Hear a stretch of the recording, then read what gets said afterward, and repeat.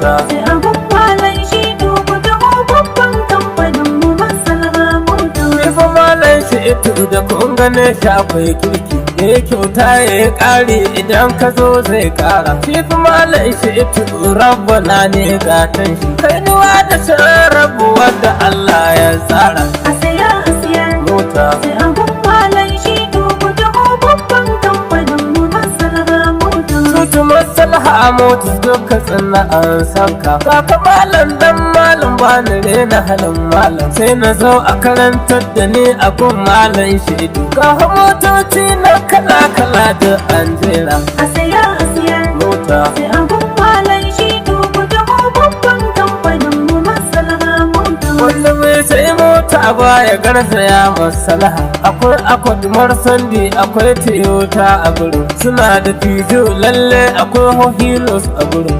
Za ka je ka yi zaɓe har sai ka darje.